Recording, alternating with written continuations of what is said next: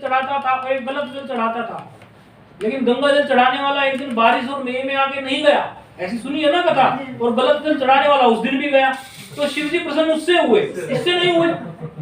तो सीख है ना इसमें, फिर कथा को सीख के लिए बनती है, अर्थात उसने अपने नियम का पालन किया। हमसे जब महात्मा लोग मिलते हैं आर्य समाज के, अब हम आर्य समाज वालों की बात बता रहे हैं, आर्य समाज के, तो हम उनसे एक बात कहते हैं, भाई हम आपका जो सिद्धांत है हम उसकी काट नहीं करते, आप हमारे सिद्धांत की काट करना चाहे करो, हम छूट दे रहे हैं, आपकी आदत है को, हमारी आदत नहीं है सिद्धांत की काट करने की। लेकिन हम एक प्रश्न आपसे पूछना चाहते हैं, ये एक जनरल बात है भाई, सब लोग समझना, ये बहुत, इसको अपने अपने लेवल पे इसको आप इंप्लीमेंट करने की कोशिश करना। भाई हमारा जो सिद्धांत है वो आपको नहीं अच्छा लगता, कोई बात नहीं है, आपका सिद्धांत आपको अच्छा लगता है, बोले हाँ वो तो हमारा है, ये है वो है, तो मुझे सिर्फ इतना बता दो कि आप अपने सिद्धांत से, जो आपका सिद्धांत है उससे नीचे तो नहीं उतरते, अर्थात आपके आचार्यों ने, आपके गुरुओं ने जो आपको बात सिखाई है आप उससे नीचे तो नहीं आते। इनको पानी वानी तो पिला देते, ये बड़े प्यारे लोग हैं हमारे, पुराने और बड़े प्यारे लोग हैं, तीनों आए हैं, दूर से आए हैं, है? और पानी वानी की प्यास भी लगी होगी और गंगा स्नान करके भी आए हैं, तो इनका पुण्य भी है। जैसे हम किसी तीर्थ में नहीं जा पाए और कोई व्यक्ति, अमुक व्यक्ति किसी तीर्थ में गया, तो पहले हमने एक ऐसा नियम बनाया था, ये भी हमने बेंगलोर में नियम बनाया था, तो कोई जाता था तो हम उसके चरण स्पर्श करते थे, वो जब आया, भाई आपके द्वारा हमने भी कर लिया। अच्छा ऐसा है? तो हाँ क्यों नहीं, हम तो माघी पूर्णिमा पे हम तो ज्ञान स्नान दूसरे प्रकार का कर रहे हैं, गंगा जी स्नान तो हमारा हो नहीं पाया क्योंकि हम तो यहीं थे, उन लोगों का गंगा स्नान हुआ है तीनों का, तो उनके लिए फिर हमारा प्रणाम है। इस तरह नहीं, ये सत्य बात है, इसमें कुछ बुरा है, आप लोग कम से कम जल पिला के तो सेवा कर दो उनकी, और भी कुछ नहीं है माघी पूर्णिमा। अच्छा क्या कह रहे हैं? हाँ आर्य समाज वाले, तो आर्य समाज वालों को हमने ऐसा बोला, बोले ये बात तो बड़ी विचारणीय है। मैंने कहा आप ही देखो, जो स्वामी दयानंद सरस्वती जी ने नियम बनाए, भाई उन्होंने अपना एक स्थापना की है अपने आर्य समाज की, तो कुछ नियम भी रखे हैं कि नहीं रखे हैं, आप ये देखिए, आप उनका ही, हमारे नियमों को छोड़ दो, आप उन्हीं नियमों का पूरा पालन कर रहे हो क्या? मैं एक बार अपने झांक लो, मैं तो चुप बैठ गया, झांक लो, गर्दन नीची हो गई, आंखें नीची हो गई, क्योंकि सच्चाई की बात कुछ और होती है। मैंने कहा इसीलिए आप ये कहते हो मूर्ति पूजा निषेध है या कुछ है, तो उन्होंने ये तो कहा है आप लोगों के नित्य जो है आप यज्ञ कीजिए, नित्य यज्ञ कर रहे हो क्या? चलो ये तो उन्होंने कहा, मैंने तो नहीं कहा। अच्छा, और नित्य जो यज्ञ है वो आप अपने मनमाने ढंग से कर रहे हो या व्याकरण का ज्ञान करके कह रहे हो? उन्होंने भी कहा है व्याकरण इत्यादि के ज्ञान से करोगे, ये तो उन्हीं की पुस्तकों में लिखा है। मैं तो आपकी बात को आपसी बात से लेके चलता हूँ। दो बात। तीसरी बात, उन्होंने ये कहा है वेद को पढ़िए, वेद का अध्ययन करिए, आप कर रहे हैं क्या? आप कर रहे हैं क्या? वहां भी गर्दन नीची हो गई। अच्छा, उन्होंने कहा है कि दया नाम का गुण जो है ईश्वर के अंदर बहुत है, ईश्वर परम दयालु है, परम करुणावान है, इसीलिए ईश्वर का जो चिंतन करता है वो भी परम दयालु परम करुणावान बनेगा।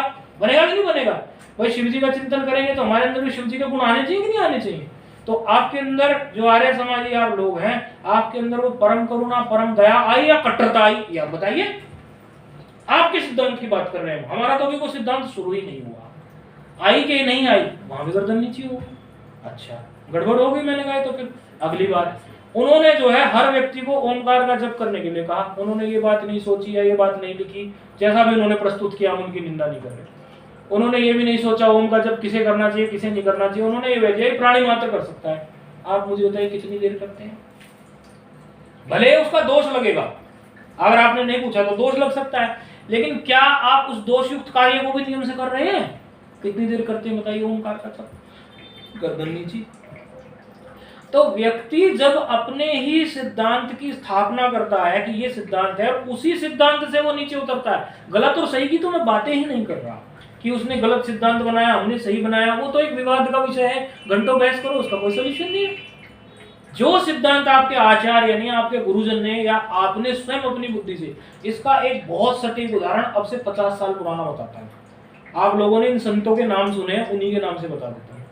घटना है स्वर्ग आश्रम ऋषिकेश की, घटना है 50 वर्ष या 45 वर्ष पुरानी। रामसुखदास जी महाराज रहा करते थे, नाम सबने सुना है रामसुखदास जी महाराज का।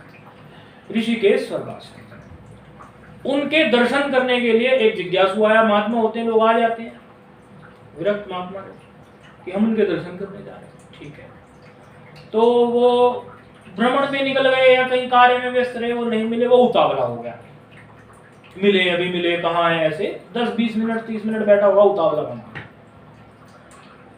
तो वहां पर एक दूसरे महात्मा थे, वो बोले आप किससे मिलना चाहते हो? बोले हम रामसुखदास जी महाराज से मिलना चाहते हैं। तो आप उनसे मिलना चाहते हो तो वो तो अभी है नहीं, मतलब अभी इधर उधर थोड़ा कहीं आएंगे, अब कोई फोन सिस्टम तो है नहीं, ये तुरंत जो है उनके पास फोन है उनकी झोली में, अब तो महात्मा लोग रखते हैं झोली में फोन, अब तो झोली में से निकलता है। अब तो कई बार जो झोली नहीं रखते तो धोती ऐसी बांधते हैं, यहाँ फंसा के रखते हैं, तो अब तो मिल जाएगा महात्मा लोगों के पास फोन, टेक्नोलॉजी है, ये पहले तो नहीं था। अच्छा, तो आप सत्संग करने आए हो या कोई विशेष उनकी से उन्हीं से, या आपके वो गुरु हैं तो कोई बात नहीं, हम तो संतों का सत्संग करने आए हैं। तो ठीक है, तो बैठिए, सत्संग करना है ना, बैठिए। तो आपका कोई प्रश्न हो तो पूछिए, हमसे पूछ लीजिए, अब वो है नहीं, कुछ लाभ लेके तो जाना है आपको। वो कहने लगे महाराज जी हमें ये बता दीजिए कोई ऐसा नया साधन, ऐसा बढ़िया साधन बता। हर जिज्ञासु का यही प्रश्न है, बिल्कुल कॉमन है ये, हमें ऐसा प्रश्न, हमें कोई ऐसा सुगम सरल ऐसा साधन बता दीजिए कि हमारा शीघ्र कल्याण हो जाए, है कि नहीं? ये पहला प्रश्न आदमी का यही है, आम आदमी का, हमें कोई सुगम सरल साधन बता दीजिए हमारा शीघ्र कल्याण हो जाए, ऐसा प्रश्न उन्होंने डाल दिया। तो कहने लगे ठीक है, साधन सुगम है कि सरल है या वो कठिन है, ये तो विषय ही अलग है, ये तो विषय वो वाली बात हो गई कि हमें जो है वो बस बता दीजिए जो, ये हमने अपने पास से जोड़ा, ये वचन उसके नहीं है, ये हम व्याख्या के लिए जोड़ रहे हैं, ये कि हमें वो बस बता दीजिए जो बस लग्जरी हो, सीट अच्छी हो, लाइट अंदर अच्छी जली हो और वीसीआर चलता हो उसमें, ऐसी बस में हमें बैठना है। आपने ये पूछा तो हमने आपको बैठा दिया, फिर आपने ये कहा कि वो बस में तो आपने बैठा दिया लेकिन हम हरिद्वार तो पहुंचे नहीं, वो तो गुड़गांव पहुंच गई। अरे आपकी डिमांड तो केवल उस बस को पाने की थी, और हरिद्वार तो कोई खटारा बस जा रही थी और उसमें आप बैठना नहीं चाहते थे, तो आपको तो आराम पसंद कोई चीज चाहिए थी। तो इसी तरह हर व्यक्ति ये बोलेगा सरल सुगम बता दीजिए। अरे भाई सरल सुगम से लेना देना है आपको, या आपको अपने उद्देश्य की पूर्ति करनी है? जिज्ञासु का प्रश्न होना चाहिए, चाहे कठिन रास्ता भी हो लेकिन गारंटी पहुंचने की हो, मेरा उस तरफ निगाह है, चाहे कठिन भी हो। आज नहीं करता मैं कल करूंगा, आज आदत बनाऊंगा, कल और करूंगा, परसों और करूंगा, तरसों और करूंगा, मैं साधन को बढ़ाऊंगा, लेकिन पहुंचने की गारंटी हो, लोग उस साधन से पहुंचे हों, मुझसे पहले वाले लोग जो हैं वो लोग पहुंचे हों। आप ऐसा कुछ बताइए। ये प्रश्न में तो लगता है दम। खैर ये तो हमने व्याख्या के लिए बता दिया, अब आगे चले चलते हैं गाड़ी। उन्होंने क्या बोला कि हमें ऐसा साधन बता दीजिए। वो बोले देखो भाई, साधन आपके पास पहले से ही उपलब्ध है, मुझे सिर्फ ईमानदारी से इतनी बात बता दो, आज तक जितनी बातों का आपको ये पता है कि ये बातें सही हैं और ये गलत हैं, कुछ तो पता चल गया होगा, इतना जीवन बीतने में 35-40 साल के हो गए हो, सही गलत का कुछ तो ज्ञान पैदा हुआ होगा। क्या आप अभी तक वही सारी चीजें करते हो जो सही हैं? क्या आपने उनको पकड़ा? आप नई बात मुझसे क्यों पूछना चाहते हैं? क्या आप जिस बात को सही समझ रहे हैं, क्या आप उस सही को कर रहे हैं? जब तक आपके द्वारा आपकी जानकारी से प्राप्त चीज का ही आप आदर नहीं कर रहे हैं, मेरी चीज का आदर आप कितना करोगे? बात वही आ गई ना, आर्य समाज से संबंधित ही बात आ गई कि नहीं? भाई आपके आचार्य ने या जो भी आपकी बुद्धि में एक साधन फिट बैठा है, आपको समझ आ रही है ना मेरी बात? रात जगह वो नहीं आ गई है, कोई बात, पानी थोड़ा पिलाते रहो। गर्म हो तो ठंडा पिलाओ, गर्मी लग रही हो उनको, और ठंड लग रही हो तो गर्म पिलाओ, तब अलर्ट रहता है ना आदमी। भाई जो आदमी तख्त पे बैठता हो, हमारे गुरु जी कहते हैं, उस आदमी को आप कुर्सी पे बैठाइए, उसके लिए तपस्या होगी कि नहीं होगी? और जिसको कुर्सी पे बैठने की आदत है उसको तख्त पे बैठा दिया, आलती बात किया, तपस्या होगी नहीं होगी? तपस्या का दोनों के लिए अलग अलग मतलब हो सकता है। एक आदमी के लिए एक तपस्या, दूसरे के दूसरे। एक आदमी कहता है कि मुझे एसी में बैठना है, तो यदि तेरा सर्दी का स्वभाव हो तो तुझे एसी में बैठाएंगे, फिर देख तू सर्दी सहन करवा। और यदि तेरा गर्मी का स्वभाव हो तो तुझे पंखा कूलर भी नहीं देंगे ही नहीं। यदि तुझे गर्मी लगती है तो पंखा कूलर भी नहीं देंगे, तुझे गर्मी में बैठाएंगे, तब तपस्या हो गई। तो वो अलर्ट तब रहेंगे, यदि उनको गर्मी लग रही हो तो उनको गर्म ही पानी पिलाओ, और यदि उनको ठंड लग रही हो तो और ठंडा पानी पिलाओ उनको, फिर आग नहीं लगेगी आपकी बिटिया, बिल्कुल आग नहीं लगेगी। तो जो साधन हमें आज तक पता चले हैं वो हम ईमानदारी से करते हैं तो हमें। और अभी आप लोग जो आके बैठे हैं, जैसे आपने बोला कि ये ऐसा योग बना, ये लोग भी आसानी से कहीं जाने को तैयार नहीं होते, रात हम आपसे मिलने आए थे तो पता नहीं कौन सा आकर्षण हो गया, ये आपने बोला है, मैंने नहीं बोला ना, नहीं तो मैंने कहा वो सब लोग बोले हम अपने पास से बना रहे हैं। तो हम तो वेरिफिकेशन करा रहे हैं ना कि क्या हमें आकर्षण हो गया कि हम सुबह आ गए और हमारा ये बच्चे जो हैं ये लोग भी इजीली सारी चीजें बन गई आने के लिए। तो वो कोई पुण्य है आपका, वही आपका कोई पुण्य है, वो जागृत हुआ। जैसे हमने हमारे जीवन से बताया कि इतने समय तक हम फला स्थान पर रहते थे, आओ बैठिए, इतने समय तक हम फला स्थान पर रहते थे, उसके बाद हम उस स्थान से उठकर हम एक दूसरे स्थान पर चले गए। जब हम उस स्थान से उठ के दूसरे स्थान पर गए तो हमारा वो पुण्य ही तो था जिसने हमें इस अमुक स्थान से उठाकर अमुक स्थान पर भेज दिया, वो हमारा पुण्य था। यानी ईश्वर की कोई कृपा थी, वो कोई प्रतिबंधक के कारण रुकी हुई थी, कोई ऑब्स्टेकल्स थे। आजकल के बच्चों ने प्रतिबंधक शब्द नहीं पढ़ा होता ना, इंग्लिश मीडियम के होते हैं, तो इसलिए मैंने बोला ऑब्स्टेकल्स वर्ड को भी यूज किया। बच्चे जैसे ये बच्ची है, अब इंग्लिश मीडियम की पढ़ी होगी शुरू से, और आजकल ये कुछ पढ़ाई कर रही है ना, इंजीनियरिंग क्या कुछ कर रहे हो ऐसा कुछ, हाँ क्या कर रहे हो, बीसीए जो भी बीएससी, अच्छा आजकल इंग्लिश मीडियम के बच्चे होते हैं। तो अब प्रतिबंधक शब्द भारी लगेगा, ऑब्स्टेकल मतलब। तो कोई भक्ति करते हुए, साधना करते हुए कोई प्रतिबंधक था, कोई रोड़ा था, कोई रुकावट थी, वो किसी कारण से किसी काल में आकर वो दूर हो गया, तो फिर वो मिलता है। अच्छा, इसका एक चक्र है, ये चक्र हम हमेशा बताया करते हैं। ये ऐसा चक्र है जैसे मूढ़ शब्द होता है ना, मूढ़ शब्द का मतलब होता है बेवकूफी, गलती या गलत। मूढ़मति मूढ़ कर्म, मूढ़ कर्म मूढ़मति। यदि आपकी मति मूढ़ हो जाए अर्थात बुद्धि खराब हो जाए तो आपके हाथ से कर्म जो है उल्टे होंगे, और फिर जैसे ही उल्टे कर्म हुए तो उसका अपना कोई पाप है, वो आपकी बुद्धि को और मूढ़ बना देगा, फिर बुद्धि मूढ़ तो फिर मूढ़ कर्म होगा, चक्र चल पड़ा। इसलिए लोग कहते हैं कि पापी और ही पाप करते जा रहे हैं। भाई उसका निर्माण ही ऐसा हो रहा है, पुण्यात्मा और पुण्य करते जा रहा है। क्यों करते जा रहा है? उसकी और पुण्य बढ़ रहा है। ये मैंने मेरे जीवन में देखा। मैं 4 जगह महात्माओं के सत्संग करने गया तो 5वीं जगह मुझे फिर मिल गई, 6ठी जगह मुझे फिर मिल गई, 8वीं जगह मुझे फिर मिल गई। महाशिवरात्रि के मैं नियम लिया करता था, महाशिवरात्रि के आज से नहीं वर्षों से मैं निर्जला रहूंगा महाशिवरात्रि। मुझे किसी महात्मा के श्रीमुख से पता चला निर्जला, और उस समय तो मैं डाउट करता था उसमें, लॉजिकल माइंड था, लेकिन श्रद्धा के कारण मान भी लिया। जैसे बच्ची आ गई, कुछ डाउट करे कुछ श्रद्धा करे, लेकिन उस डाउट और श्रद्धा के बीच में से कोई एक बात ऐसी हो जिसको वो कैच कर ले और उसको अपने जीवन में धारण कर ले। तो मुझे डाउट था कि महाशिवरात्रि के दिन निर्जला व्रत करने की ये बात कह रहे हैं, मैं निर्जला व्रत रख के आपका जो है भाग्य बदल जाएगा। मैं कहा ये भाग्य बदलना किसको कहते हैं? अब जैसी बुद्धिमती होती है भाग्य बदलने के लोग कई अलग अलग अर्थ निकाल सकते हैं। एक सोचेगा जिसको अपना भाग्य यही लगता है कि मेरे पास धन कम है, अधिक धन आ जाएगा। कोई नेता बनना चाहता हूँ, मैं एक छोटा मोटा लीडर हूँ एमसीडी का, मैं जो है आगे जो है सांसद बन जाऊंगा। भाग्य बदलने का अलग अलग लोग अर्थ निकालते हैं। हमें तो कुछ समझ ही नहीं आया था, लेकिन हमने बात पकड़ ली थी कि महाशिवरात्रि को हम, और गजब की बात तो ये हुई कि महाशिवरात्रि को हम घर भी नहीं रहते थे, शिवलिंग कहीं जो अपने ज्योतिर्लिंग है वहां पहुंच सकते थे, प्रमुखतः नासिक पहुंचते थे। तो ज्योतिर्लिंगों की रेंज में हम होते थे उन महाशिवरात्रि के दिनों में। और निर्जला हमारा व्रत होता था। अब निर्जला व्रत जो है जो नहीं रखते उनके लिए बड़ा कठिन पड़ता है, जो रखते हैं उनको तो वैसे झटका तो जो रखते हैं उनको भी आता है, क्योंकि ये झटका 5-6 बजे तक तो आता नहीं, दिन में 8 बजे तक भी नहीं आता निर्जला व्रत का। ये जो 8, 9 या 10 के बाद जो सुबह तक का टाइम है तब बड़ा झटका सा आता है, तब जो है ना नींद आती ना कुछ होता, तो झटका सा तो सबको आता है एक बार। तो हमने रखते थे। अच्छा, उस समय में ये बिल्कुल नहीं पता था भाग्य बदलने का मतलब क्या है, लेकिन हमने स्वयं के जीवन में देखी ये बात कि हम तो हिम्मत ही नहीं जुटा पा रहे थे साधु जीवन में आने की। भाई हम भी आप लोगों की तरह जो थे, एक अच्छे खासे इंजीनियर थे, बढ़िया धन कमा रहे थे, धन की कोई कमी नहीं थी, वेल सेट सब कुछ था, गाड़ी घोड़ा सब था, और जीवन एक अलग निगाह में था, सब चल रहा था। एक साधु होने के जो विचार उठते थे कि साधु हो जाएंगे, किसी दिन साधु बन जाएंगे, किसी दिन साधु हो जाएंगे, साधु जीवन में आ जाएंगे। साधु तो वस्तुतः मन से होता है, लेकिन फिर भी एक ये बात थी कि और अगला स्टेप क्या, उसकी हिम्मत तो हो नहीं रही थी। लेकिन हमें ये नहीं पता था कि ये पुण्य हमें उठा के वहां रखने वाला है, उसने उठा के रख दिया। हिम्मत पैदा कर दी। जहां एक सॉफ्ट से शरीर के व्यक्ति थे कि जो बिल्कुल भी हर चीज में बहुत कोजीनेस, जिसको कहते हैं बहुत लाड़ प्यार में पाला गया है, ऐसे पले बड़े। छुई मुई का पेड़ बोलते थे हमें घर पे, वो जानते हैं, हमें छुई मुई बोलते थे, बोले तो छुई मुई का पेड़ है।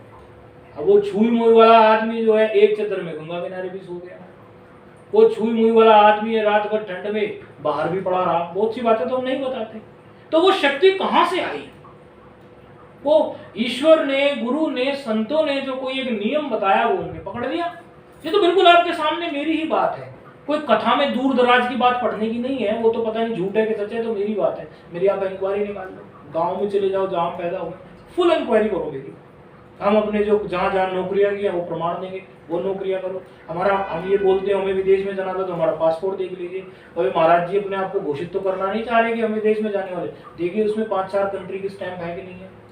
लेकिन उनको छोड़ने की ताकत हमारे अंदर थी ही नहीं, हम इस लायक थे ही नहीं, हम समझते ही नहीं। तो यही जो गुरुजनों ने हमें नियम बताया, समझो ऐसे बहुत सारे नियम बताए, लेकिन एक नियम तो उसमें से हमें अभी भी याद आ रहा है आप लोगों के सामने ही, और वो नियम याद आ रहा है जिसको आपके सामने है बिल्कुल। अभी तो महाशिवरात्रि आ रही, हम आपको ये नहीं कह रहे अब आपकी क्षमता नहीं है निर्जला रहने की, कभी आप निर्जला रह लो, लेकिन कुछ घटोतरी करो। यदि 1 किलो खाते हो तो उसको 1 किलो की बजाय आप उसको 1 पाव कर दो उस दिन। यदि व्रत के नाम पर 1 किलो आप खाते हो तो उसको 1 पाव कर देना महाशिवरात्रि पर, और यदि 1 पाव खाते हो तो उसको 100 ग्राम कर देना। और यदि आप बिना खाए में जल पर रह सको तो जल पर रह जाना, फ्रूट के रस पर रह सको तो उस पर रह जाना। कोशिश करना कुछ तपस्या करने की, तपस्या का दिन है महाशिवरात्रि, तपस्या का दिन है। तो ये तो हर व्रत पर लागू है, फिर ये तो हर व्रत पे लागू है, लेकिन क्योंकि निमित्त इन्होंने क्या किया कि हम शिव भक्त हैं, तो हमने उसी अनुसार अभी वर्णन किया। लागू हर व्रत पे, एकादशी पे भी लागू है, क्योंकि हमने उनसे पूछा ना आपकी किस में रुचि है, तो हमने फिर वो शिव महाशिवरात्रि के दृष्टिकोण से समझाया। यदि वो एकादशी का बोलते हम एकादशी का बताते, अधिकारी भेद से बताया जाता है। 1 मिनट जी, अगर किसी को शुगर है, वो दवाई खाता है, हाँ, तो वो ये चीज नहीं कर सकता, कोई दिक्कत नहीं, कोई दिक्कत नहीं है ना उसको। मतलब ये है कि जो कर रहा है उसमें से थोड़ा कुछ कम कर दे, हेर फेर कर दे। हमने ये कब कहा कि वो वही करे, वो एग्जैक्टली वही करे, वैसा तो नहीं है। समझो आप बाकी के दिनों में जो है अधिक खाते हैं, तो थोड़ा कम करने में यदि आपका स्वास्थ्य मेंटेन रहता है तो मेंटेन, क्योंकि शरीर माध्यम खलु धर्म साधनम, यदि शरीर ही नहीं टिकेगा तो भजन क्या करोगे, क्या करोगे? बहुत स्पष्ट बात है।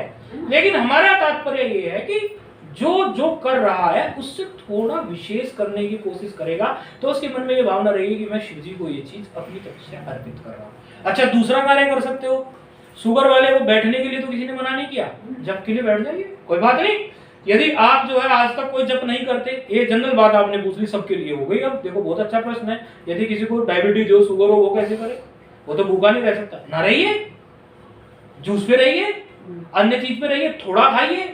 आप जो 1 पाव खाते थे उसको 100 ग्राम खाइए, हमने कब कहा? दूसरी बात, आप अगर जप बिल्कुल भी नहीं करते थे, आम आदमी से ही बता रहे हम तो उस दिन आप जो है शिव मंत्र जो सबको पता है प्रचलित नमः शिवाय मंत्र है ओम के साथ, उसका आप जाप कीजिए। यदि बिल्कुल नहीं करते थे, और यदि आप करते थे, आप 10 माला करते थे, तो उस दिन आप 21 करिए, 31 कीजिए, 51 कीजिए। कुछ तो आपके अंदर वो विशेषपन प्रतीत होना चाहिए स्थिति के प्रति। भाई देवता कहीं दूर तो रहता नहीं है, कोई भी देव है, भगवान है, वो रहता तो इधर ही है। दूर तो हम कल्पना करते हैं वो वहां रहते, यहाँ रहते, यहाँ रहते, वो तो इधर ही रहते हैं। तो वो देखेंगे कि नहीं देखेंगे? भाई मेरे लिए ये क्या विशेष कर रहा है, इसके अंदर क्या कुछ पाने का वो है? आप एक बात समझिए, ये बात बड़ी गंभीर हम बताने जा रहे हैं, आप सरल करके बताएंगे। आप किसी भी व्यक्ति से जब मिलने जाते हैं, आप यहाँ भी मिलने आए, आपके मन में एक बात आई होगी कि हम वहाँ मिलने जा रहे हैं, तो अगर हम, वैसे तो आप लोग सब स्नान करते हैं, लेकिन कई लोग नहीं करते, या स्नान करने में भी ये सोचते हैं जैसे तैसे कपड़े, और यहाँ आए तो थोड़ा ठीक पहन लो या थोड़ा ठीक सा स्वभाव कर लो। ऐसा करके मिलने आते हो कि नहीं आते? कहीं ऑफिस में भी मिलने जाते हो, किसी से ठीक ठाक जाते हो कि नहीं जाते हो? कहीं नाते रिश्तेदार मिलता है उससे भी ठीक ठाक होके जाते हो कि नहीं जाते? एक विशेष कहीं जा रहे हो तो उसमें आप अपने को थोड़ा विशेष करते हो। और आप परमात्मा से मिलना चाहते हैं और आप अपनी वही जो सामान्य दिनों की जो चीजें हैं उसी के साथ मिलना चाहते हो, उनके लिए आप कुछ भी विशेष नहीं करना चाहते हो, वहां गड़बड़ है। फिर उस विशेष में आप अपने अपने लेवल पे देख लीजिए। आपके लिए हो सकता है यही विशेष हो, भाई कोई आलती पालती मार के नहीं बैठ सकता है, आपको निकलना है, हाँ ठीक है, ड्यूटी लगी। हाँ ना ठीक है, आप ड्यूटी से जाइए। आप जो आपके लिए जो विशेष है आप वो करिए। माना आप जप कर सकते हैं तो जप करिए। आपको लगता है आप 2 घंटे बैठ सकते हैं, भले कुर्सी पे बैठ सकते हैं, आप कुर्सी पे बैठ के कीजिए। और भी कुछ नहीं, आपने कभी जो है भगवान की जो लीला है वो कभी पढ़ी नहीं है, यदि महाशिवरात्रि है तो शिव महापुराण पुस्तक छपी हुई मिलती है, उसको थोड़ा पढ़िए, जानने की कोशिश कीजिए क्या शिव है, क्या शिव तत्व है, क्या इसका मतलब है। यूं ही रखते आ रहे हैं क्या, इसका कोई मतलब तो निकलता होगा। कुछ ऐसा विशेष करने की कोशिश कीजिए जिससे कि ये प्रदर्शित हो कि आप कुछ छोड़ रहे हैं, त्याग कर रहे हैं, अपने इष्ट के लिए आप कुछ छोड़ रहे हैं। अरे भाई, जब आप किसी को सुख देना चाहते हैं या विशेष देते, हम यहाँ आए हैं, अब यहाँ आने पे इन्होंने हमें माना सोने के लिए ये कमरा दे दिया, ठीक है, अपना तो त्याग कर दिया कि नहीं कर दिया। अब इनको तो दुविधा तो होगी, भाई कोई अपना कमरा एंगेज कर दे अपने रहने की, उसके हिसाब से हमारे हिसाब से खाना बनाना पड़ेगा, थोड़ा देखना पड़ेगा, इधर उधर जाना था उसमें फेरबदल करने पड़ेंगे, तो इनकी त्याग या तपस्या हो गई कि नहीं हो गई। कष्ट तो सबको होता है, किसको कष्ट नहीं होता। अब इसको हम अपने दृष्टिकोण से घटाएंगे तो हम जो है कोई विशेष तीर्थ स्थान को छोड़कर, लोग तीर्थ स्थान में रहते हैं, हम उसको छोड़कर हमें क्या प्राप्त होना है, हम भी तो आ गए। तो ऐसे परस्पर भाव से ही तो जीवन चलता है कि जब हम थोड़ा सा त्याग करते हैं तो उसके बदले में बहुत सा प्राप्त होता है, ये नियम ही है। तो महाशिवरात्रि है, थोड़ा सा त्याग अपने हिसाब से कर लीजिए, उसमें कि सबके लिए एक जैसा नियम नहीं हो सकता। ये तो गलत बात है कि कोई भी गुरु होते हैं वो उसे कह देते हैं सबके लिए बस ये एक ही मंत्र, सबके लिए बस ये एक ही नियम, ऐसा थोड़ी हो सकता है। अगर ऐसा ही होता तो इस सृष्टि में इतनी विभिन्नताएं क्यों होती, इतनी सारी जो ये डाइवर्सिटी है, इतना सारा जो डाइवर्जन है, ये रोड के भी तो कितने डाइवर्जन है, कोई फ्लाईओवर के ऊपर से तो कोई फ्लाईओवर के नीचे से, क्योंकि उसको उधर ही जाना है। एक जैसा तो नहीं हो सकता ना, एक फ्लाईओवर बना लिया सब यहीं से जाओ, अरे उसको फ्लाईओवर के इधर जाना है भाई, उसका अलग है, या उसको यहाँ से जाना भी एक ही जगह है लेकिन उसको रास्ते से डेयरी से दूध लेके जाना है, तो वो तो डेयरी पे रुक के जाएगा कि नहीं जाएगा। तो साधना सबके लिए अलग अलग हो सकती है, डॉक्टर भी जो दवाई देते हैं सबके लिए अलग अलग होती है, और उपचार है करना कि भाई उसको हमें स्वस्थ करना है। माँ भी जब माँ के 4 बेटे हों तो अलग अलग को अलग अलग भोजन दे देती है। एक बेटा खेत में जा रहा है तो उसको भारी भारी बाजरे की रोटी दे देगी, हल चलाएगा, पूरे दिन मेहनत करेगा, इसके पेट में कुछ बना रहेगा तो ठीक है। एक बेटा विद्याध्ययन कर रहा है, उस बेटे को मोटी मोटी बाजरे की देगी और दही दे देगी कटोरा भर के, तो खर्राटे बजाएगा कमरे में, ये खाए ऐसे तो आलू के पराठे खा लीजिए, खाते ना पंजाबी लोग बहुत खाते हैं आलू के पराठे, आलू के पराठे खाए जी और वो खर्राटे बजाएगा।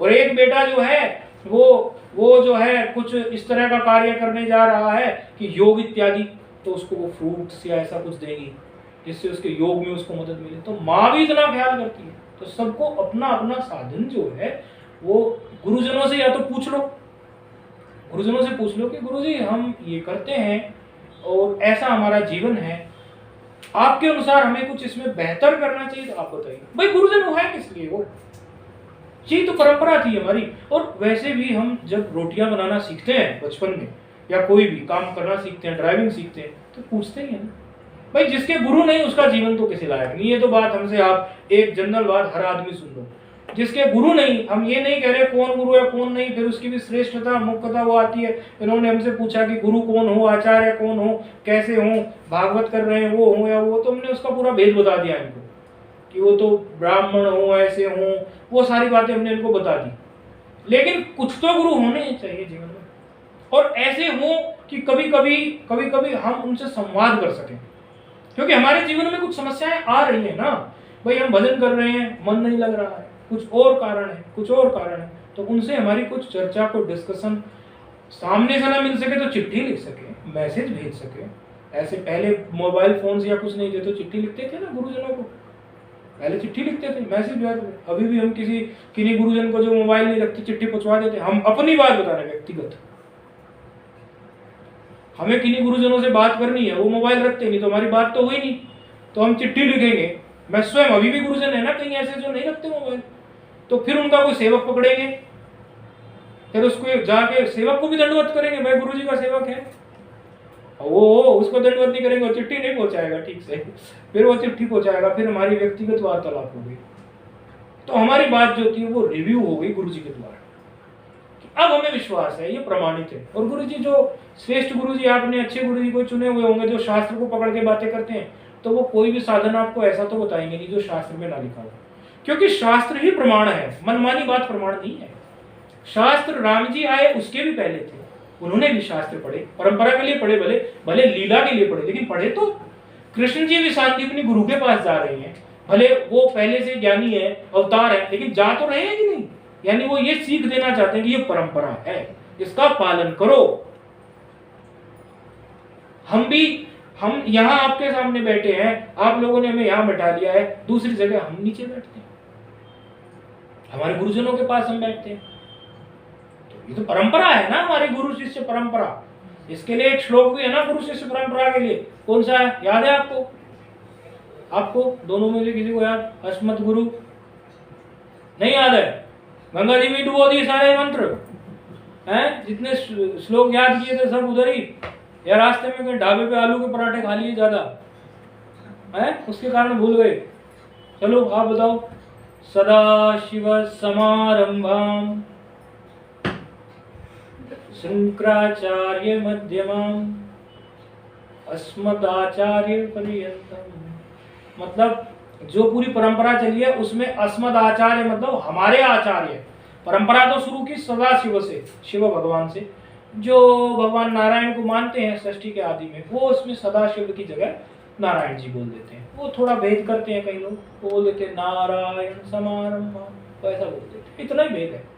लेकिन बात इसमें समझने की ये है कि अगली पंक्ति में ये आता है अस्मद आचार्य पर्यंतम, मतलब हमारे आचार्य जो हैं अभी, यानी हम वहां से जो आचार्य परंपरा है वहां से प्रणाम करना शुरू करते हैं, जो स्वयं भगवान से शुरू है, और अभी तक जो हमारे आचार्य हैं उनको भी हम प्रणाम करते हैं।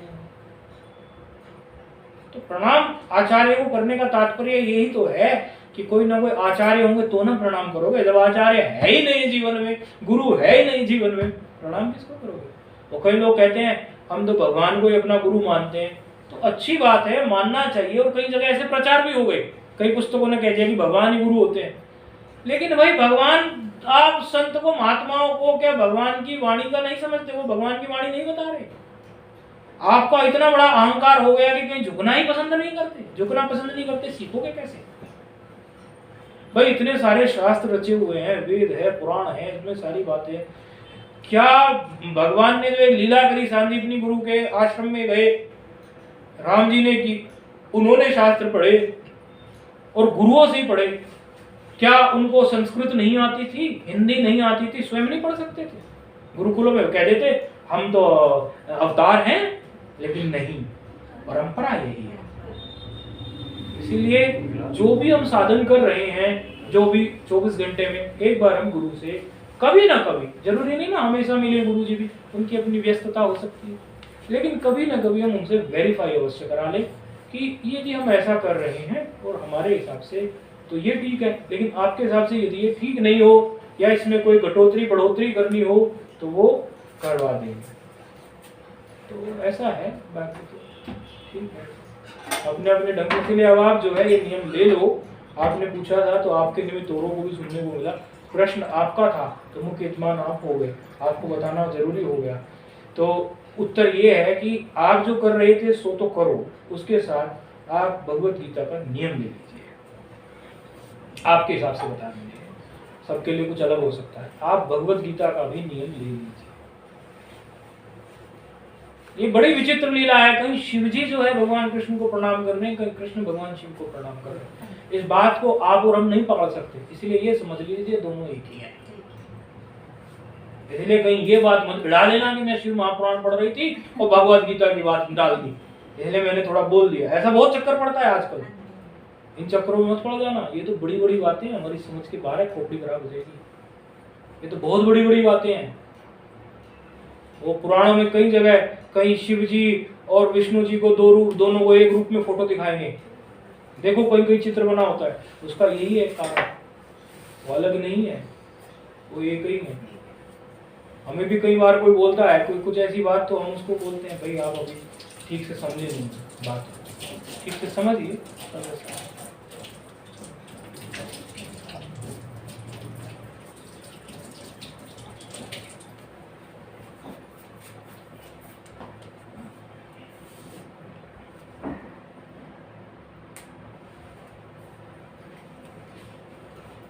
जैसे गुरुजी हम ओम नमः शिवाय का जाप करते हैं, तो कोई बता रहा था जैसे कि हमें नमः शिवाय बोलना चाहिए औरतों को, तो इसलिए कहते हैं क्योंकि ओम जो है ना वो बड़ा शक्तिशाली नाम है, मंत्र है। उसकी अपनी जो क्रिया हम कर रहे हैं जाप इत्यादि की, उसकी अपनी प्रतिक्रियाएं हैं। उसमें पूरी के शंकराचार्य जी तो ये कहते हैं अणुबम से भी ज्यादा ताकत है। वो तो ऐसा बोलते हैं, कई बार लोग पूछते हैं यही प्रश्न, तो वो तो ऐसा बोला करते हैं, इसलिए उन्हीं की बात से बता देता हूँ। बड़े आचार्य हैं, उनकी बात का सम्मान करते हुए ही बता देता हूँ। तो कहते हैं तो अणुबम से भी ज्यादा ताकतवर है। और अलग से केवल नमः शिवाय का ही करना चाहिए, उसके लिए ऐसा बोलते हैं क्योंकि माताओं का शुद्धि अशुद्धि के दिन होते हैं, तो उनको वो मार्गदर्शन यदि देने वाला कोई नहीं मिला तो उन दिनों में भी वो ओम नमः शिवाय का जप कर देंगे, वो फिर प्रतिबंधित है।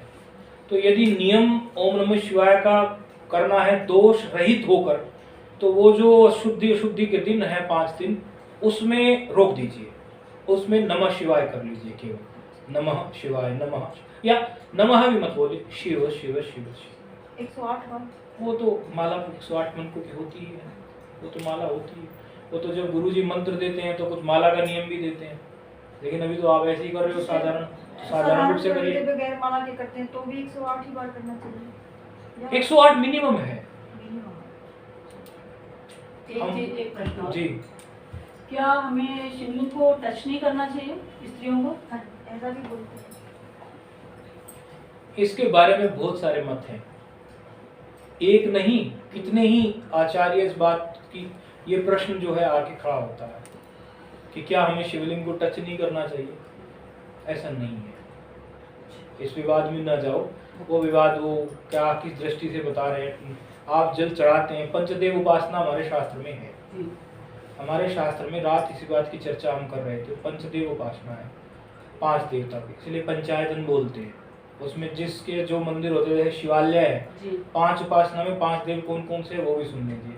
शैव यानी शिव भक्ति वाले, शाक्त यानी शक्ति के उपासक देवी इत्यादि के, सौर यानी सूर्य देव की उपासना करने वाले, गणपति की उपासना करने वाले, वो प्राय जो है आजकल उनके थोड़े कम है, शिव और भगवान कृष्ण की करने वाले, और वैष्णव से 2 परंपराएं होती हैं। वैष्णव के अंदर 2 विभाग हैं, राम जी और कृष्ण जी, ये वैष्णव कहलाते हैं। तो इन 5 को में से किसी भी एक को आपको पकड़ना है जो प्रमाणित है। ईष्ट अगर बनाना है किसी को, जैसे कई बार ये सोचते हैं हम किसी को ये निर्णय नहीं होता कि मेरे ईष्ट कौन या कैसे, तो किसी ने कुछ सुना दिया, किसी ने शनिदेव बना लिया, किसी ने कुछ, वो प्रमाणित नहीं। देवता है वो, उनको प्रणाम कर सकते हो, लेकिन इष्ट देव नहीं कह सकते। इष्ट देव इन 5 में से ही होंगे। ये जो बात हम कह रहे हैं रिकॉर्ड में भी जा रही है, ये बात जो हम कह रहे हैं ये बिल्कुल शास्त्र सम्मत है, ये कटेगी नहीं कहीं, इस पर खूब चर्चा कर चुके हैं। तो इन 5 में से किसी एक का निर्णय आपको निकालना होगा, और वो निकल ही जाता है। सामान्यतः इन 5 में मिलते हैं सबके। तो शिव जी की पूजा करने का विधान है, इसमें कोई ऐसी बात नहीं है। उनके जल चढ़ाने का विधान है, कोई ऐसी बात नहीं है। वो विशेष परिस्थिति को कोई नियम कोई गुरुजन कह दे हमें आमने सामने से, तो उसको मान लेना चाहिए। इन जनरल सुनी हुई बात को ज्यादा वैल्यू मत दो। इन जनरल बहुत सी बातें बोलते हैं लोग, कोविड के इतने सारे रूल्स हैं इन जनरल, लेकिन क्या सारे नियम वो हम पर लागू होते हैं? इन जनरल इतनी बातें हैं, और इसीलिए तो गुरु के पास जाना होता है। भाई हमने तो एक सार्वजनिक रूप से कोई बात सुनी है, हमारे लिए वो बात कितनी फिट है वो हमें पूछनी चाहिए। उसी परिप्रेक्ष्य में बताएंगे अधिकारी भेद से कोई और पूछता, हो सकता था हम किसी और को इस बात का कुछ और उत्तर भी दे सकते थे।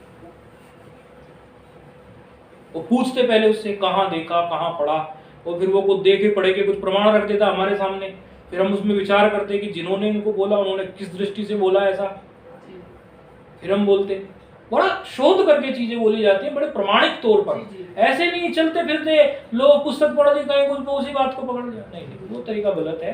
बड़ा उस पर विचार, जिम्मेदारी होती है, एक जिम्मेदारी होती है बताने वाले की।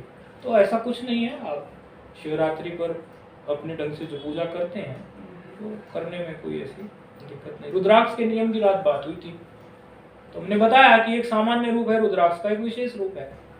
वही अभी शिव परिवार की पूजा की बात हुई थी। बोले आप शिव जी की पूजा करते हैं, कैसे करते हैं? बोले माँ पार्वती। मैंने कहा बहुत अच्छा है, ग्रस्त है, करिए। हम जो शिव जी की पूजा करते हैं, हम माँ पार्वती को प्रणाम तो करते हैं, खूब करते हैं, लेकिन यदि हमसे कोई पूछने लगे आपको अपने वहाँ स्थापना करनी है, तो हम तो जो शिव जी का वैरागी रूप है उसकी स्थापना करेंगे कि नहीं? ये हमारा साधु जीवन है। फर्क आया कि नहीं? हमें एक गुरु जी मिले, अब वो बोले हम तो नटखट गोपाल के भगत हैं। एक दूसरे मिले, हम भी नटखट गोपाल के भगत हैं। एक दूसरे कमरे में गए, देखा एक ने जो है वो उनके साथ राधा के साथ लगाया हुआ था फोटो की, चलो ये तो बरसाने वाली, और एक ने अकेले विरक्त। तो स्वरूप का फर्क हो गया कि नहीं? भगवान के पास तो सब कुछ है, आप उनको किस रूप में, आप ज्ञान वैराग्य वाले हैं तो आपको फिर ज्ञान वैराग्य का रास्ता मिलेगा ना। अब सारे सन्यासियों के गुरु शिव जी होते हैं, ज्ञान वैराग्य के देवता है ना। हर सन्यासी, हर इस मार्ग का व्यक्ति जो है उनके गुरु शिव जी होते हैं। सब सन्यासियों के आश्रमों में जो इसके शिव जी की स्थापना की गई। लेकिन वहीं जो है दूसरे जो पंचायतन देव वाले हैं सामान्य रूप से, वो माँ पार्वती के अपने ढंग से पूजते हैं। तो ये थोड़ा अधिकारी भेद होता है, अंतर होता है, व्यक्ति व्यक्ति के हिसाब से निर्भर करता है। और गुरु मंत्र की भी ऐसी बात है, जब गुरु से मंत्र लिया जाता है तो उसमें भी अपने ही मन से मंत्र नहीं दिया जाता। या तो वो व्यक्ति ये आके बता दे कि मुझे जो है ज्ञान वैराग्य ही केवल चाहिए, तो उसके हिसाब से मंत्र उसको दिया जाएगा। क्योंकि कोई भाई ये तो बहुत सारे औषधियां हैं, ये देखो ना कौन सी औषधि किसके लिए फिट बैठेगी, डॉक्टर सब उसको हिसाब से होता है, तो उसको वो दे। और उसको संसार का या कुछ उसका जीवन पहले पूछो, एकदम चलते फिरते जो यूं ही मामला हो जाता है, चलते फिरते। हमें नाम नहीं लेंगे यहाँ पर, एक आचार्य मिले, बड़े आचार्य, कुंभ में बड़े बड़े टेंट लगते हैं उनके। हम ऐसे ही गए, हमें नए से लगे वो, मैं कहा पूछूं उनसे क्या है उनका। अब वो कहने लगे, मैं कहा मंत्र भी देते हैं कि? बोले हाँ ये तो यूं दे देंगे, अभी चलते चलते यूं ही मंत्र दे देंगे या कुछ ऐसे ही कर देंगे। मैं कहा ऐसे कैसे हो जाता है? मंत्र देना तो बड़ी जिम्मेदारी का काम है। या तो एक सामान्य बात बोलते होंगे भाई राम का नाम जपो, वो तो किसी को भी बोल देंगे, लेकिन मंत्र दे रहे हैं, मंत्र में तो बड़ा निर्णय लेना पड़ता है और जिम्मेदारी है मंत्र देने की। तो चेला ऐसी थोड़ी बनाया जाता है। आजकल तो चेले बनाने की भीड़ लगी पड़ी है, सबको चेले बना के अपना स्ट्रक्चर बड़ा करना है। लेकिन यूं थोड़ी है कि भोंपू में माइक में यूं मंत्र का उच्चारण करवा और सुन लिया और चलते बने, ये सिस्टम प्रमाणित थोड़ी है। आप अपने शिष्य को जानते तक नहीं हो। नहीं, वो जो वो लोग कर रहे हैं वो भी गलत नहीं है जो माइक में बोल के दे रहे हैं, इसलिए यहाँ आप गलत दृष्टि ले जाएं ना ले जाएं, इसलिए उसका भी हमें शुद्धिकरण करना जरूरी है। वो एक सामान्य भगवान का नाम आपको सिखा रहे हैं, वो भी अच्छा है। लेकिन जब आप एक विशेष चीज को करने जाए तो उसमें तो आपके बारे में गुरु को पता होना चाहिए, आपकी ग्रंथि, आपकी गांठ किधर लगी हुई है वो उसी ढंग से खुलेगी। वो एक विशेष आध्यात्मिक लाभ के लिए है। सामान्य रूप से लोग कोई कुछ नहीं कर रहे तो भगवान का जप तो कर रहे हैं कि नहीं कर रहे, अच्छा तो वो है ही, उसमें बुरा क्या है? बहुत सारे आचार्य हैं एक ही नाम पकड़ा देते हैं, हर किसी को जप लो, हरि ही ओम ही जपना है आपको, एक ही नाम दे देते हैं हरि ओम। ऐसे प्रसिद्ध आचार्य हैं दिल्ली के हैं, आप लोग जानते हैं, नाम में लूंगा नहीं, एक ही मंत्र है उनका हरि ही ओम, और हरि ही ओम नहीं है, वो भी हरि ओम है, एक ही मंत्र है, केवल एक ही मंत्र। फलाने जी महाराज कुर्ता पजामा पहनते हैं, हल्की मूठ जैसे रखते हैं, अब आप समझ गए होंगे। तो वो जो मंत्र है वो सब लोगों के लिए एक कैसे हो सकता है? नहीं हो सकता। कल्याण तो होगा उससे भी, आप ये मत समझना उन्होंने मंत्र दिया तो लोगों का कल्याण नहीं हुआ होगा, होगा। लेकिन एक होता है लाभ 20% मिलना, 31% मिलना, 80-90% मिलना। भाई पास तो 33 मार्क्स पे भी हो ही जाता है ना व्यक्ति, 100 में से 33 पे पासिंग मार्क्स होते थे पहले, अभी भी इतने होते होंगे, हमें तो कितने दिन हो गए पढ़ाई छोड़े, 33 पे होते थे। लेकिन एक आदमी 60 मार्क्स ला रहा है, उसकी वैल्यू बढ़ेगी कि नहीं बढ़ेगी? 70 मार्क्स ला रहा है, 80 मार्क्स ला रहा है, फिर उस 70 और 80 मार्क्स के लिए उसको स्पेशल स्टडीज करनी पड़ती है कि साइड में ट्यूशन भी लगाने पड़ जाते हैं, इधर भी पढ़ना पड़ता है उधर भी पढ़ना पड़ता है। वो एक विशेष व्यक्ति की बात है। यदि आप अभी 33 नंबर वाले आदमी है तो सामान्य रूप से आचार्य की भीड़ लगी हुई है, वहां से कुछ सीखना चाहिए, क्योंकि देखो वो कर रहे हैं उस कार्य को, उन्हीं से सीख लीजिए। यदि आप विशेष विद्यार्थी हैं तो फिर विशेष आचार्य को ढूंढिए। अपना अपना निर्धारण स्वयं आदमी जानता है। यदि वो चला ही नहीं है बिल्कुल, उसको लगता है कि तो चला ही नहीं तो कुछ छोटा मोटा ही कर लेगा, तो छोटा मोटा को ढूंढ लीजिए, वो भी लाभ तो देगा ही। भाई योग वासिष्ठ महारामायण में भगवान शिव जी और वशिष्ठ जी के संवाद में स्पष्ट आया है।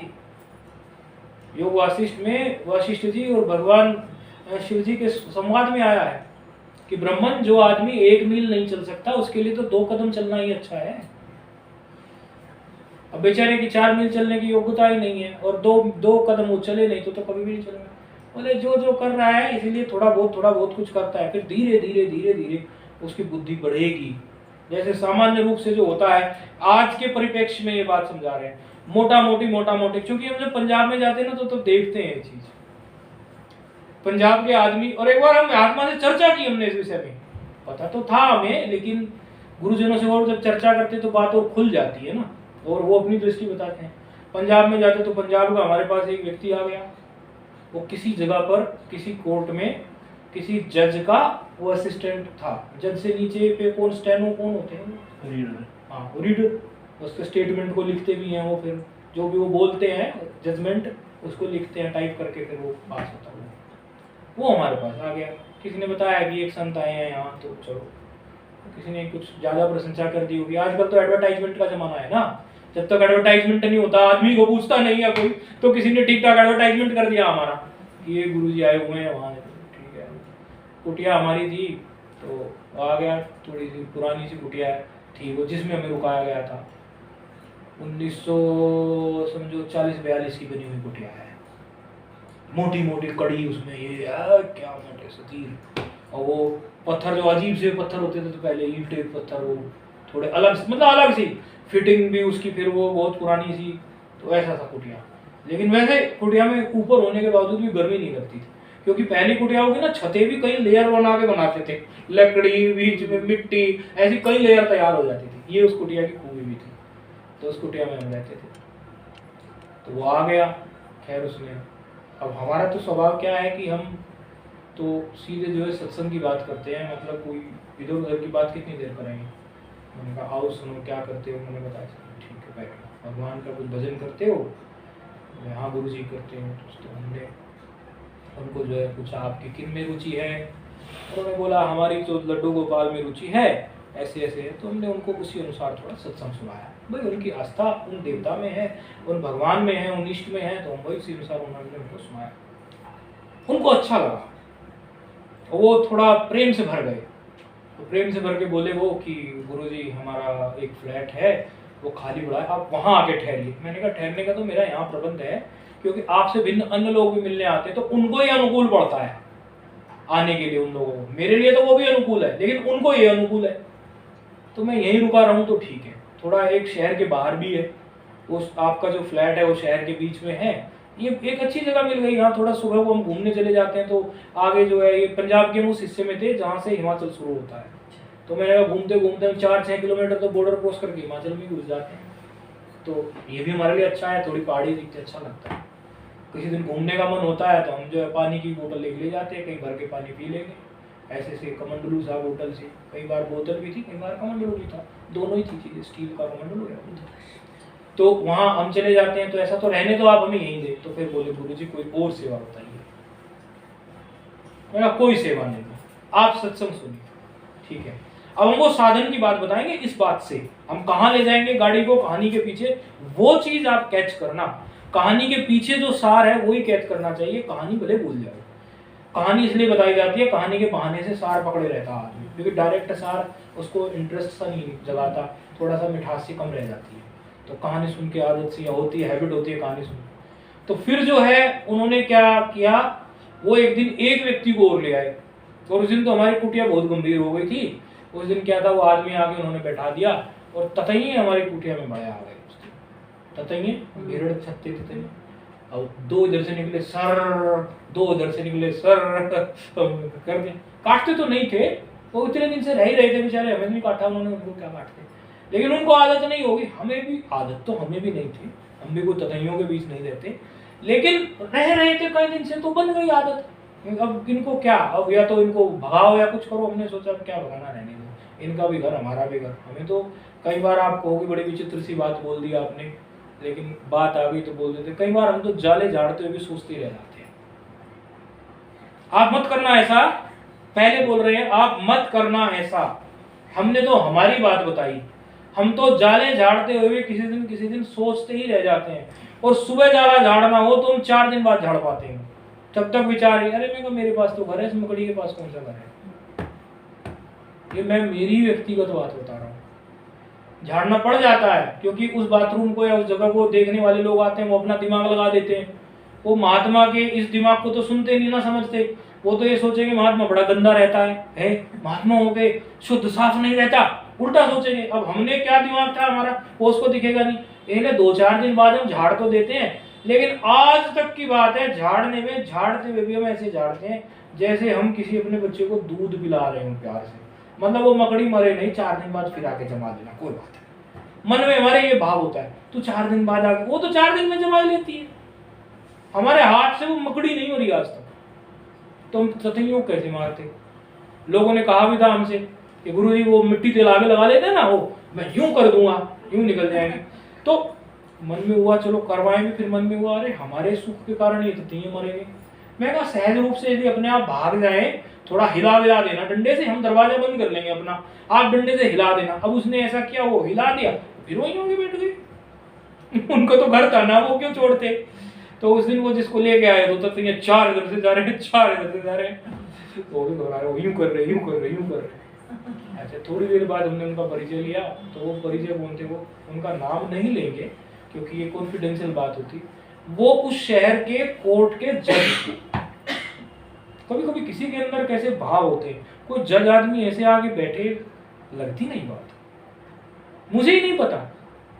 लेके आए वो जो उनके रीडर थे, बोले गुरुजी से मिल के आए थे, उनको लेके आए थे। बाद में उन्होंने बताया मुझे, मैंने कहा आप कुछ करते हैं, बोले हाँ। तो वो तो कुछ बोले नहीं, अपने बारे में नहीं बताया। वो बोले ये हमारे सर हैं, सीनियर हैं। सीनियर मतलब नहीं, वो हम रीडर हैं ना इनके वहाँ के कोर्ट के। अच्छा ऐसा है, बड़ा श्रद्धा भाव उनका।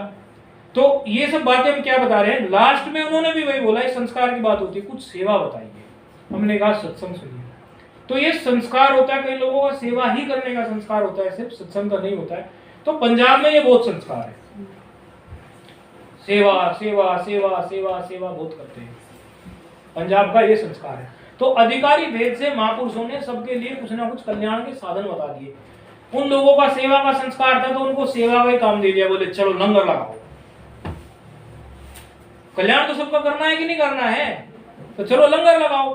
अब कई लोग ऐसे होते हैं, जैसे हमारा ये है, अब ये ब्रह्मचारी का क्या है, सेवा करने का स्वभाव तो है, लेकिन इस प्रकार से की सेवा ही कर सकता है टेक्नोलॉजी की। इसको बोलो को वीडियो अपलोड करना है, कुछ करना है, पुस्तक पढ़नी है, कर लेगा। इसको आप यदि ये बोलो मैट वैट बिछाओ, मेरे कहने से तो बिछा देगा, मैं कहूंगा तो उसको तो टाल नहीं सकता।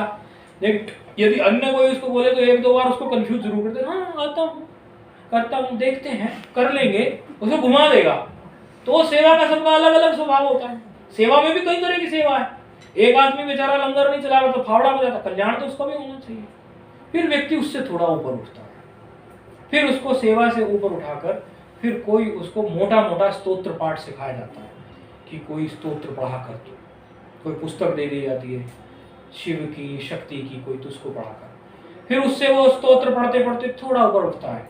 फिर उसको कहते चल तू अब वो भगवान के नाम तो बहुत सारे जान ही गया है, सहस्र नामावली में भी सहस्र नाम है, ऐसे तू कितने सारे नाम भगवान के जान गया है। अब तू स्तोत्र के साथ वो भगवान के नाम जपा कर बैठ के थोड़ी देर ऐसे। बोले गुरुजी कैसे बैठे, अरे कोई बात नहीं, कोई सीधा पंजाबी आदमी है या जाट है, अरे बोरी तो है तेरे घर में, बोले हाँ तो ठीक है 2 बोरी बिछा ले, उस पर बैठ जा, क्योंकि अभी उसको पूरा एकदम सारे साधन नहीं बता सकते, तो बैठ जा।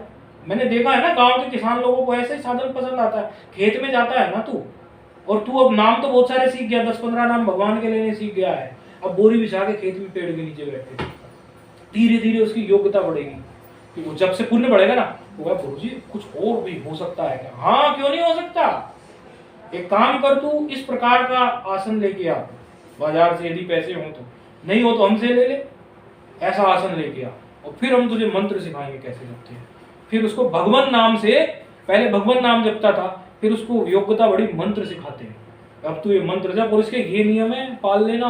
अब इतने साल से तपस्या करता है, नियम पालने तो उसको आ ही गए हैं, अब तपस्या तो आ गई, फिर वो जपता है, फिर कितने साल तक वो उसको जपता है। अपने वो साधन भी रख, सेवा वगैरह वो भी करता रहे, लेकिन इस साधन पर विशेष जोर दे, फिर उससे वो आगे बढ़ता है। फिर कहते हैं अब तू जो है भगवत गीता का जो है अब श्लोक पढ़ना शुरू कर, और थोड़ा थोड़ा उसकी हिंदी पढ़, और अब जो है भगवत गीता या अन्य कोई शास्त्र उसके बारे में हमसे पूछ कि गुरुजी ये श्लोक समझ नहीं आया, इसमें तो ऐसा कह रहे हैं, इसमें ऐसा कह रहे हैं।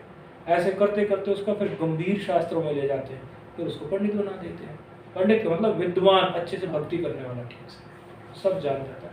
तो शुरुआत होती है कहीं ना कहीं। अब वो लोग भी मेरे को सेवा सेवा बोलते थे, अब मुझे सेवा कराने का मैं क्या सेवा उनसे कराता, या तो मैं ये बोल देता सेवा करो 11,000 धर के चले जाओगे, ऐसा मेरा स्वभाव नहीं कि उनको मैं ऐसा बोलूं कि तुम कुछ मेरी सेवा करो, ऐसी करो। और उन दिनों मुझे कुछ सेवा जच भी नहीं रही थी, ये भी एक सच है। हो सकता है आप कोई पूछे, अब कोई जच जाए या आगे कोई जच जाए, मुझे लग भी नहीं रही थी। तो वो आते जाते रहे, थोड़ा सुनते थे, चले गए, हम थोड़े बहुत दिन वहाँ रहे। तो अधिकारी भेद है सबके लिए, साधन जो होते हैं वो अलग अलग ही होते हैं। इसलिए अपने लिए क्या साधन है व्यक्ति को अवश्य ही गुरु से पूछ लेना चाहिए। कोई प्रश्न तो नहीं है किसी का? ठीक है। ओम पूर्णमदः पूर्णमिदं पूर्णात् पूर्णमुदच्यते पूर्णस्य पूर्णमादाय पूर्णमेवावशिष्यते। ओम शांति शांति शांति।